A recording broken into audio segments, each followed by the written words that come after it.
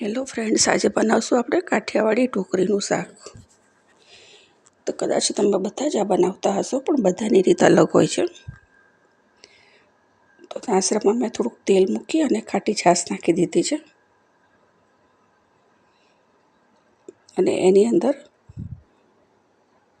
અજમો, મીઠું, મરચું અને હળદર ત્રણેય વસ્તુ નાખી દેવાનું. અને ખૂબ ઉકળે પછી એમાં આપણે લોટ નાખી દઈશું, ચણાનો લોટ.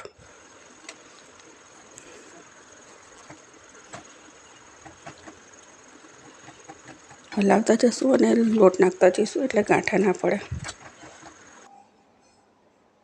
અને ઢાંકીને 5 મિનિટ માટે સિજાવા દઈશું.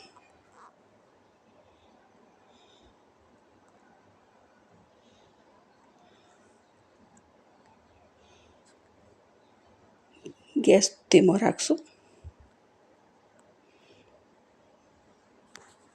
ત્યાં સુધી થાળી ઉપર તેલ લગાવી દઈએ.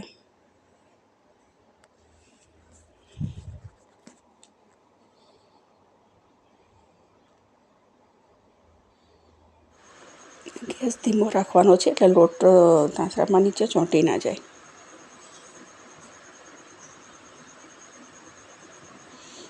જોઈ લઈએ હવે થઈ ગયું હશે.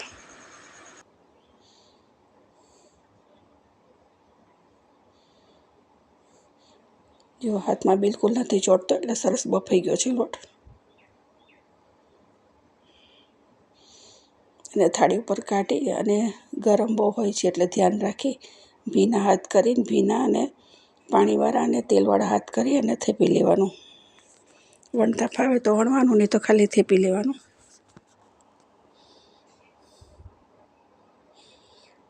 જો આવી રીતે નહીં ફાવે, ગરમ બહુ છે અને થાળી પણ ખસી જશે.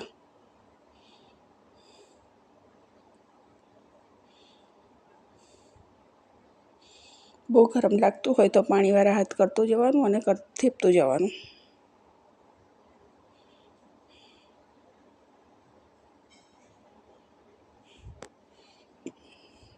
પાતળી કરવાની છે એટલે સરસ ચડી જાય પછી વઘાર કરીએ ને ત્યારે.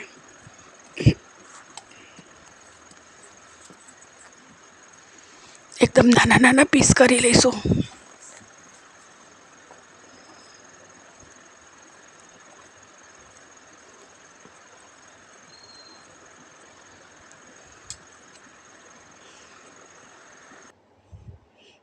બધા જ પીસ કરી લીધા છે. ત્યાં સુધીને આપણે જે તાંસળું હતું એમાં પાણી નાખીને ઉકળવા મૂકી દઈએ એટલે બધું નીકળી જાય એમાંથી. ઉકાળી લઈશું અને રસામાં જ નાખવાનું, એનાથી રસો ઘાટો થશે.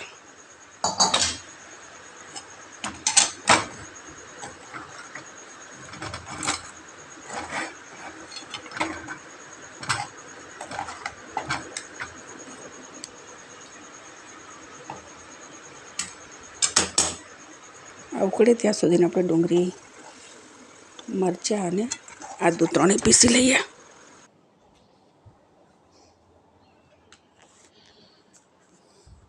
હવે વઘાર કરી દઈએ. રાઈ, જીરું, લાલ મરચાં, તમાલપત્ર અને બાદિયા પાવડર, મીઠો લીમડો બધું જ નાખી અને વઘાર કરી દઈશું.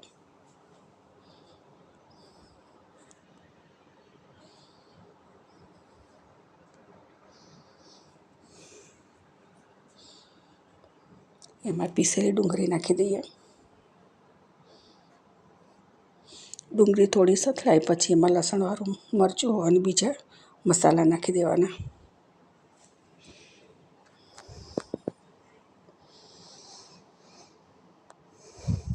તીખું તમે જમતા હોય એ રીતે વધારે ઓછું મરચું કરી લેવાનું.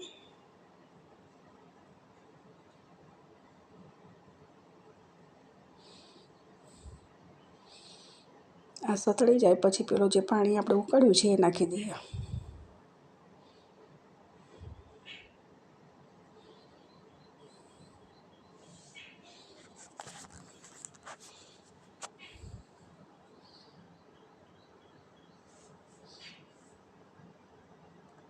હવે પાણી નાખી આની અંદર ઢોકળી નાખી અને ઉકળવા દઈશું.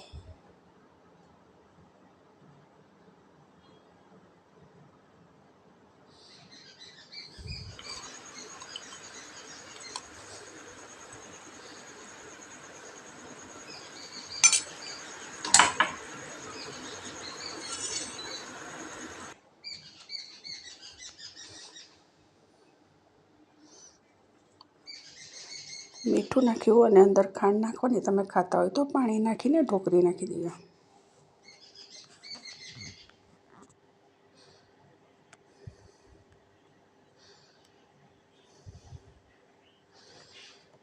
તો તૈયાર છે આપણું ઢોકળીનું શાક. લીંબુ ઉપરથી નાખવાનું છે. સારું લાગ્યું હોય તો લાઈક કમેન્ટ કરજો. ખાતી વખતે મળીએ બીજા વિડીયોમાં. જય માતાજી.